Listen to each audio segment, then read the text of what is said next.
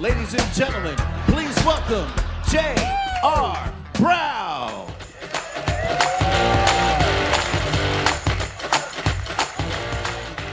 Hey, okay, I'm sorry, comedian is not here.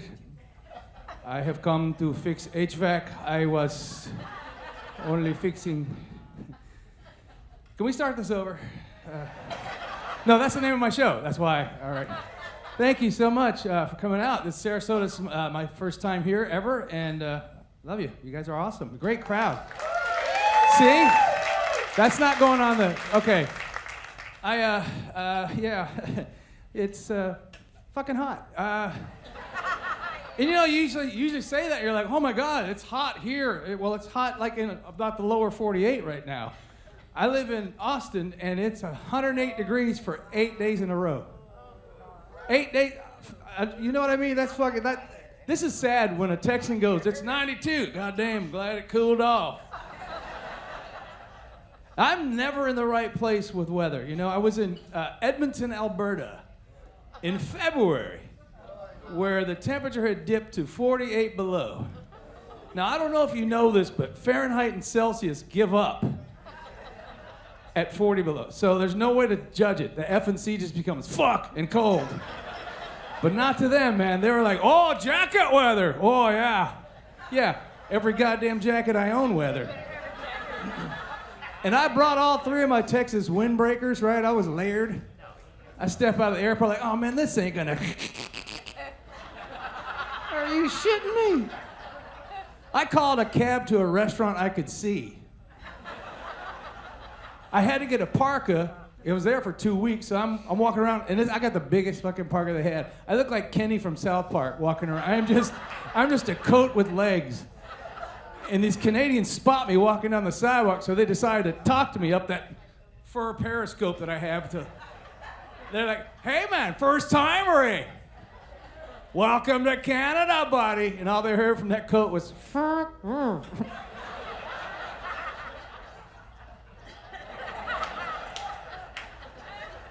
It's worth the wait. I love how they keep themselves warm during the winter up in Canada. They have the thing called a fireplace channel. It's just a log burning on a 24-hour loop for those guys who have cable but not heat. I can prioritize, you know? It does inspire me. You know what we should get down south around July is the air conditioning channel. Right?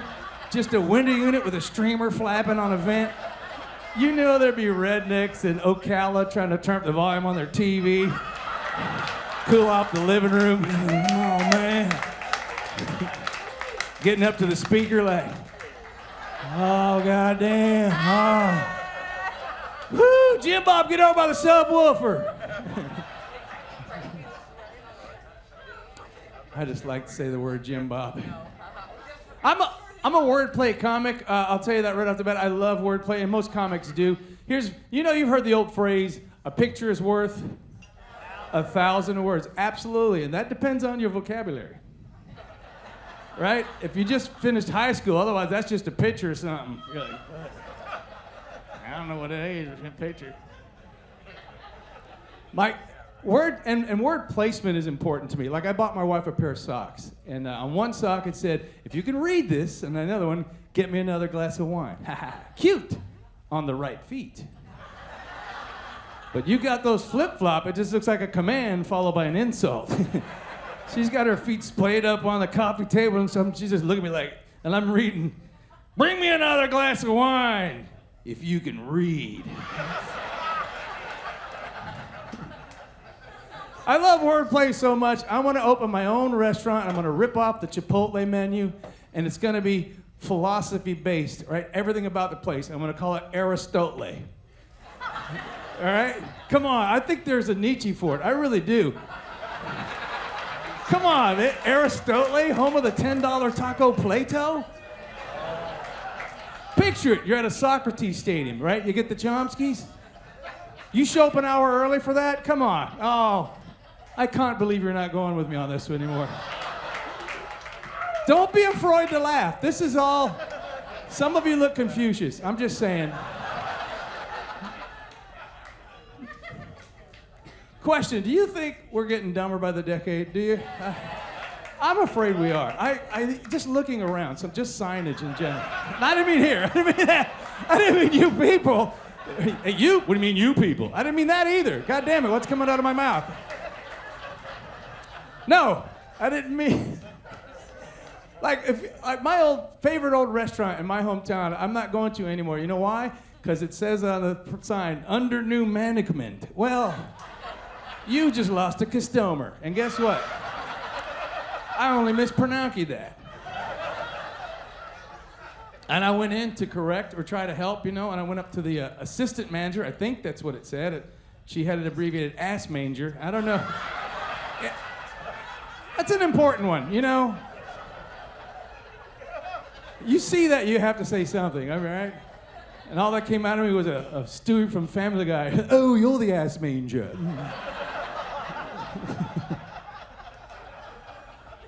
But my old high school on the marquee for the 2019 seniors said proudly out front, congrats, seniors. Now set your goal and achieve it. Well, maybe it was baked potato day in the lunchroom. I don't know. Or that's the new English rule we got going around, the old I before E except after C unless there's an H in between, in which case you drop that E altogether. Who gives a shit in America? There's no child left behind. This motherfucker, shoot him out, shoot him out, shoot him out. And good luck at Jiffy Lube. But my point is this. Don't be offended. I worked at Jiffy Lube. 2 days. Made manager. I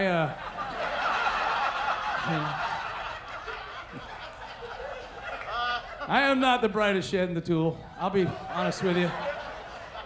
If I'd have known the difference between exotic and erotic, I would have never gone to that petting zoo. That was an awkward hour for the elephant, I'll tell you. But I did graduate. I went to college. 7 years it took actually to get my associates. But let me tell you something, ladies and gentlemen. You guys are fantastic. They weren't kidding back there. And it's funny, when I actually did go to college for 7 years. I got a bachelor's, but I married my college sweetheart. And I'll tell you a little background history on my ex-wife. My ex-wife was Mexican, and probably still is. I'm just not, we're not, but I just had to get there. I had to go there to get here. I was married 9 years to a Latina, and I'm gonna tell you something, like her family, her dad taught me English, which was, can we start this thing over? Her dad taught me Spanish. I taught him English, and the way we would do it, like he would communicate to me with the Spanish and what English he knew and sound effects, and it was the most awesome. I would ask him questions just to hear him go, right? Like Arturo, that was his name. Arturo, how do I get to the McDonald's from your house? Oh, es muy fácil. Okay, you want to get in the car? Manejas todo derecho, right? And when you get to the end of la calle, you want to.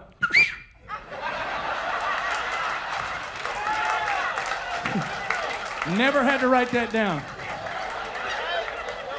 To this day, when I take a right, happens every time. Pavlovian.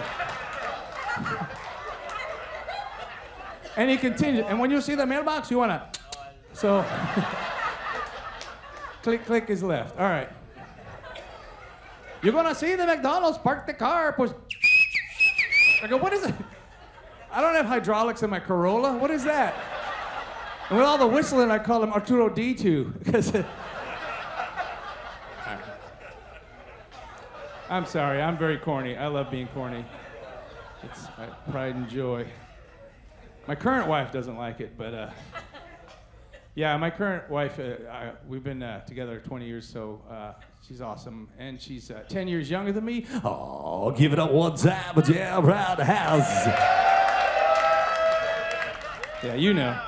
So, 10 years younger, it's 10 times smarter, easily 10 times smarter. My wife has 2 master's degrees and is currently a full-time professor at my old university. So everybody in her family are educated, doctors, lawyers, engineers. You look at my family tree, Army, Air Force, state prison, comic. That's it. And the only thing we have in common is alcohol, because that's how we met, in a bar. We went home together, and it's been the longest 20-year one-night stand I've ever, and I love it. I love it. We still drink together, and I love that. She can drink me under a table and still want me at the end of the night. I'm like, hell yeah! We're doing that tomorrow. I'm just saying, a little fucked up. You know what? You're like a Coke machine. No, not the shape. Let me explain. Like, when you see a Coke machine, you see the logo, and you're like, oh, that's what I want right there. Like you. When I see you, that's what I want. But all I have in my pocket is a soft Rico dollar bill. And it ain't going into the machine.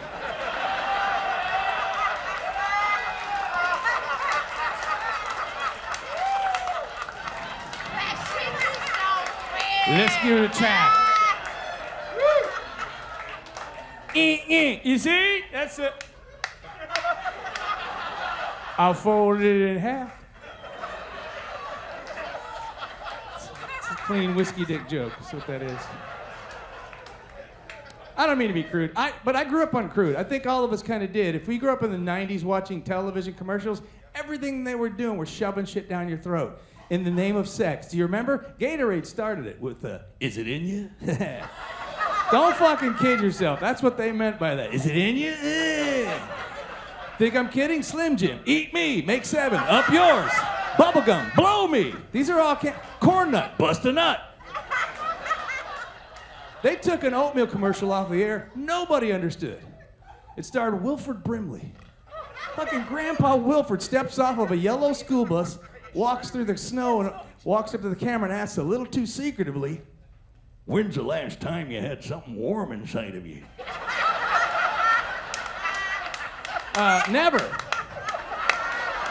What the hell is he doing on a school bus? Asking that. I say get him off. The bus. Give those kids the diabetes. Tell you a little background on me. I was a military brat. My father was in the U.S. Army for 25.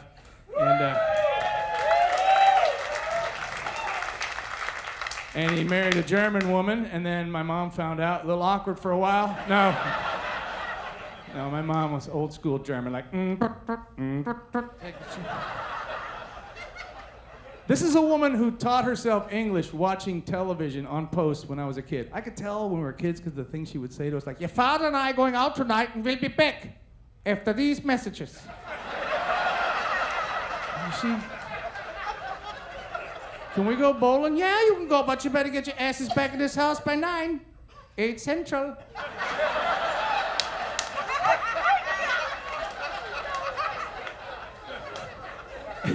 But my dad was so rough and tumble, man. He was a very serious man. He was a master sergeant, so he always had that face, that just tough guy, right? Even like his old photo, I've never seen him smile. None of his photos does he have a smile. Third grade photo, it's all black and white. He's got the flat top, a little apple by the desk, right? And this is his face. Like he's getting ready for this shit. My favorite photo is Mom and Dad's wedding photo. He's got on his dress uniform and Mom's in her beautiful gown. He's got her like this. And the look on his face is, my bitch! My favorite expression is my mom's. This is like, well, whatever gets me the hell out of Germany. Yeah, that war. Anyway.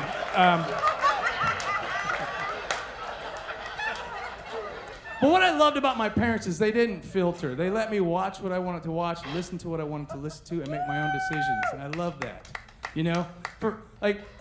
My dad loved comedy. He loved raunchy comedy. He loved old school like Lenny Bruce. He loved George Carlin. He loved Richard Pryor. And I started thinking about it. All my comedic heroes are because of my dad. And all my favorite comic heroes are dead. Think George Carlin, Richard Pryor, Robin Williams, Bill Cosby. The list just keeps getting bigger. And you didn't hear? Dead to me. That was my hero, for fuck's sake. I think it was a lot of us in here. I think we were a hero for a long time. And when the allegations came out, I collect comedy albums. I put every one of them on the turntable. Maybe I missed the hidden message in this Bill Cosby family, putting in children into coke and the smile. And I found it on Bill Cosby himself, side 2, track 1. It was the chocolate cake joke. I put the needle on the record, and the children are sitting at the table singing Dad's praises. Dad is great. Give us a putting the pill in the drink and walking away for 45 minutes. It was there the whole time. Devil's in the detail. Come on, ladies. 3 things you don't want to hear before you pass out. Hey, hey, hey. My point is this. See, now you're back. Okay.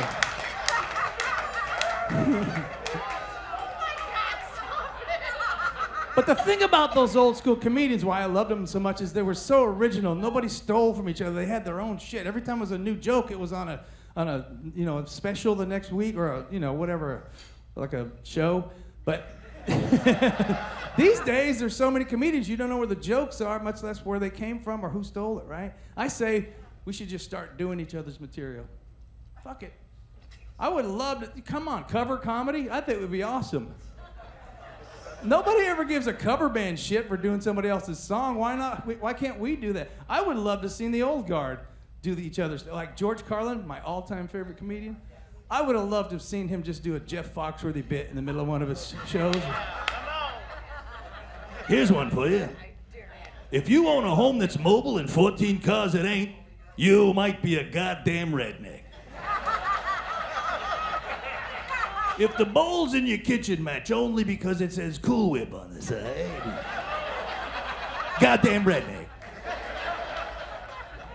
Foxworthy sees it, so he pulls off a Carlin. If you're saying shit, piss, fuck, cocksucker, motherfucker, and tits. How cool would it be to see Cat Williams do a joke from the late, great Rodney Dangerfield? A brother can't get any motherfucking respect. When I was born, the doctor came out the delivery room and told my father, he said, "Sorry, sir, we tried everything we could." And that little motherfucker still pulled through. You know how much money I would pay to see Ron Tater Salad White tell a joke from the Mitch Hedberg catalog? Now, even if you don't know who Mitch Hedberg is, I hope you get the joke. So here's Mitch Hedberg joke done by Ron White.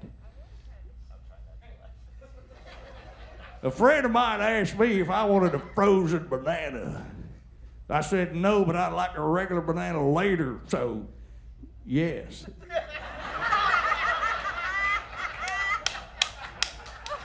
Can we start over? Guys,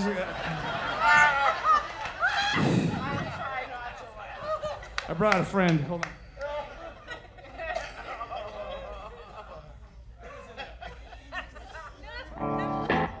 I was in a cover band long before I was a comedian, and we wrote a lot of music that was already written. So I'm going to play some of that for you. But I actually wrote some stuff you might recognize. This is a song called No, Wait, and it goes...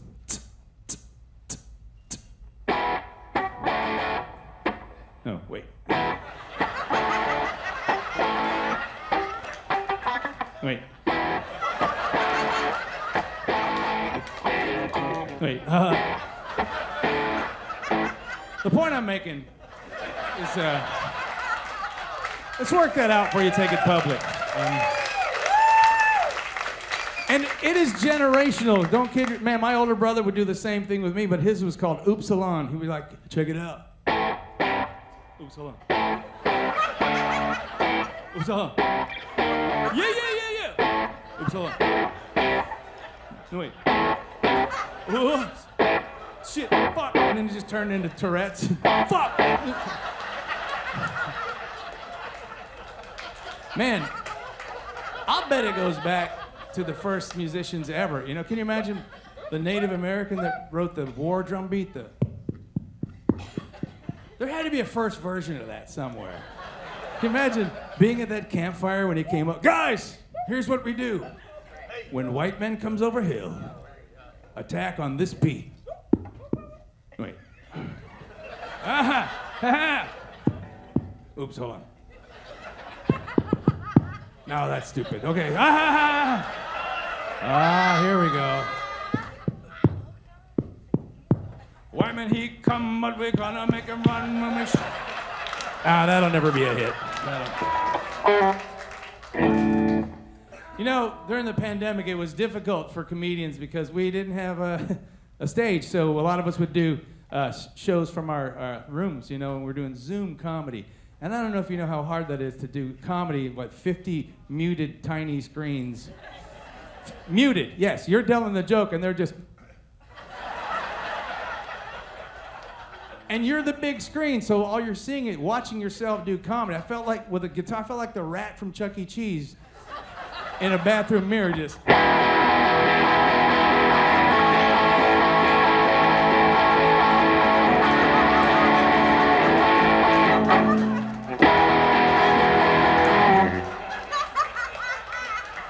Now I notice it's funny back there and creepy up here. Because you guys are like... Well, how do you think I feel? I wrote that in the mirror, so... I call this one, woo!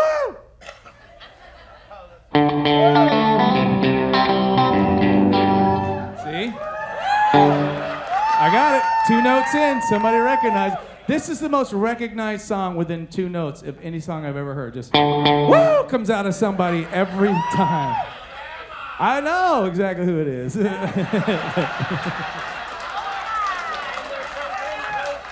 I was in Germany. Alabama came out. Followed by Jawohl. I was in Mexico. Orale. San Francisco. Yes.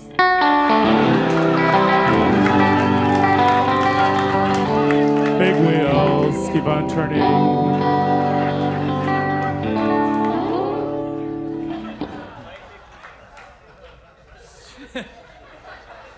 My older brother, I have an oldest brother is 63, my baby brother's 37. Tell me that's not Catholic. My older brother was, well, I didn't go, I was home church, but here's the thing. Yeah. Every Sunday I would just talk to my father through a screen door. But anyway, my older brother was like sort of the music historian for our family. He had all the great albums. He had like a 1,000 album collection by the time he was 17. So it was like living next door to a record store. And I would go in there, and he would always obsess over one particular band, which was Pink Floyd. No, I don't. Hey, listen, I don't begrudge you. I love Pink Floyd too. And as a result, I can now play all of their songs in one chord. Here they are.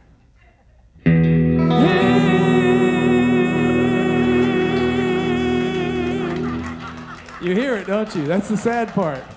Even if you don't like Pink Floyd, I'm saving you the money. This is the box set. Dog!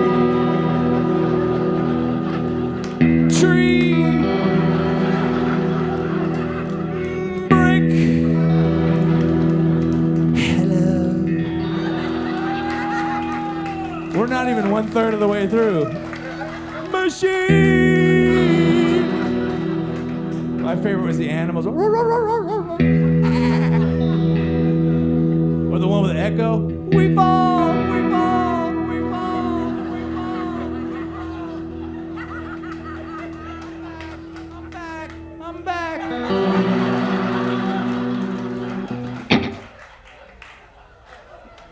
Now think of the age difference. So my oldest brother, 63, baby brother, 30. That was a lot of music.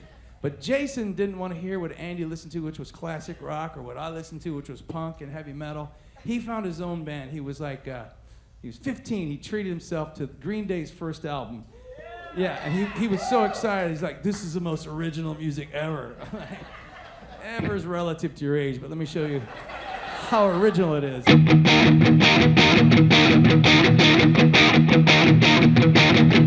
To the time, don't listen to me, why? Well, about nothing, got that red thing glows. I don't mind you coming here, wasting all my time. Am I just paranoid? Am I just bad? Hit me with your best shot. Fire away.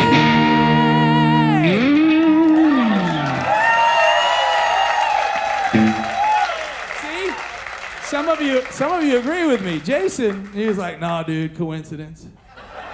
It's just chords? All right, here's some more chords. Here's Chicago.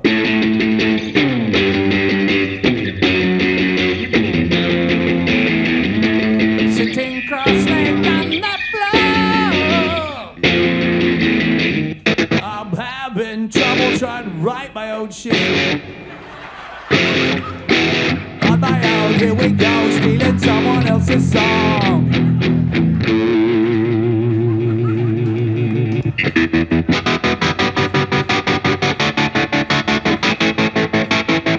I walk the only road, the only one that I have ever known. See the light is shining through the window every evening on the Friday night. Summer breeze, sung by Green Day. Stole another song, ended up in the Rock and Roll Hall of Fame.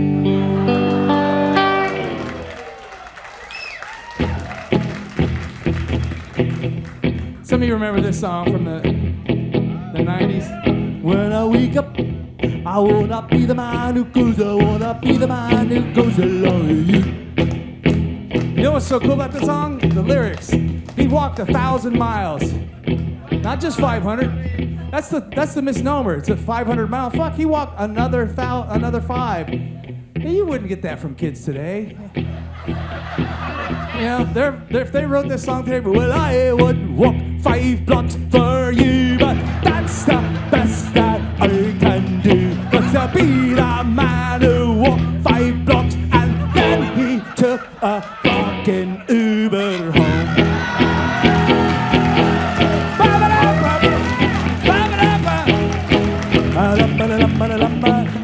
I don't know how to play that.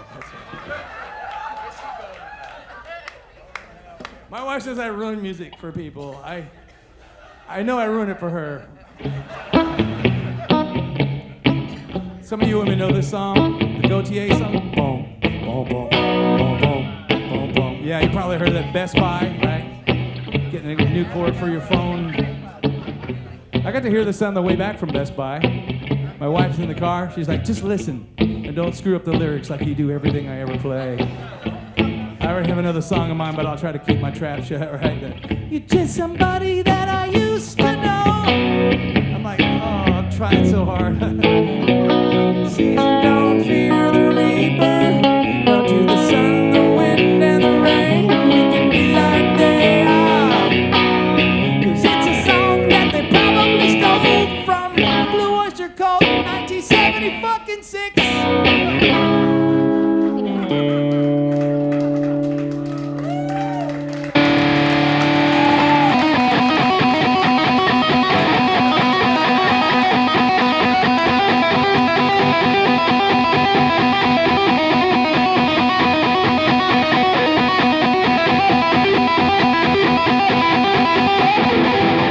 Wait, okay. You didn't think I was gonna. That's why I'm alone. I don't.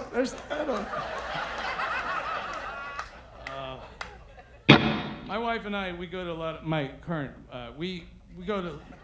She's 10 years younger, so she keeps me young by introducing me to bands that I'd never gone to see. You know, we were at Austin City Limits Festival, music festival years ago, and she was like, "You got to see this. One of my favorite new bands is called X Ambassadors." And she kept trying to pull me through the crowd up to the front, and I totally pulled a Hank Hill. I was like, I don't want to get too close to the speaker.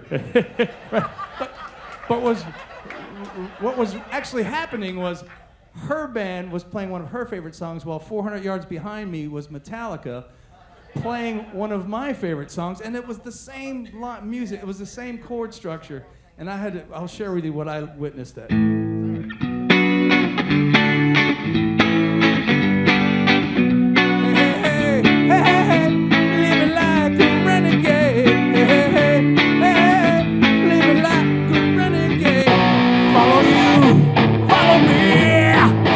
Up the unforgiven, never me, never free. Up the hey, stealing from Metallica. Chicken or the egg? Who gives a shit? Anyway, well, Thank you, guys. Before I go, I got to leave you with something extra special. I'm kidding. I just wanted to see your faces change. Yeah, all night, joyful, delightful, and you're like, what the fuck would you do that for? I saw the look on your face. You know what? I'm at the age I shouldn't even pretend to do what I just did. So, I'm getting up there, man. Oh. Yeah, late 50s now? Holy shit. Thank you guys, some of you, for making me feel young. I tell you that. But I want you to understand something. You get free stuff when you get in your 50s, right? The whole time when you're in your 20s and 30s, you're just wanting stuff and buying stuff. And you get 50s and you're like, free stuff, like plantar fasciitis and fucking tennis elbow and goddamn... What? You know what? Come on. Plantar? I hate peanuts. How the fuck... Sciatica? I've never been to prison. How did I fucking get that? I had a cancer scare. This is a word. Okay, so something was on my nose and wouldn't heal. So I went to a dermatologist, and he said, we have to take a sample of that. And they did a biopsy. Took 3 days, all right? And I would bite my nails. And I finally get a call from the head physician, and she's like, we got the results of your biopsy. And I'm like, okay. She goes, you are precancerous. And I went, what the fuck do I do? She goes, no. That means you don't have cancer.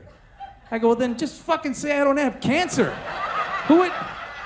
No, well, everybody that doesn't have cancer is precancerous. I go, and everybody that doesn't have cancer prefers that you don't use precancerous. I'm gonna pretend you didn't fucking say that. How about that? What are you, pre-med? Anyway. If I want to feel good about myself, I have a doctor I've had for 8 years, and he is out of shape, and I love going to him, man. He's horrible. He's like... Like, his office chair is a love seat on wheels. He just rolls around. And I'm sitting, he's like, come over here. I'm like, no, I'm sitting on the butcher paper. You come here. What the fuck? I got the assless gown. I'm not sitting on your lap. What are you, Santa now? And he's got the thing, right? And he's going to check my heart rate. And all I hear is, he goes, you're breathing too hard. I go, that's you. Oh, hey. Here, do me.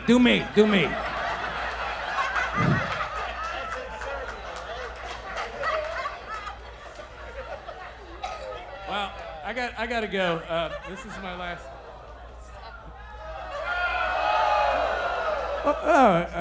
I'm not getting paid. No, I have a following song though. I want to do a dedication. Natalie Cole and Hank Williams Jr. did this for their dads, and so I'd like to close in a similar fashion. They sampled their dads' voices in their remakes of their old songs and sang along with them years after their passing.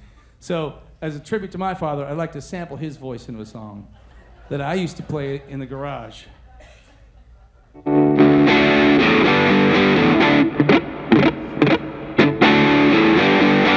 Darling, you got to let me know. Should I stay or should I go? Turn that shit down!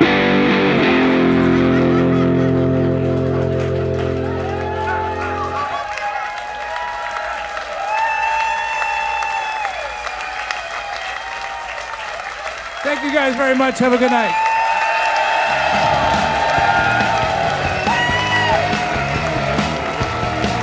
J.R. Brown, ladies and gentlemen.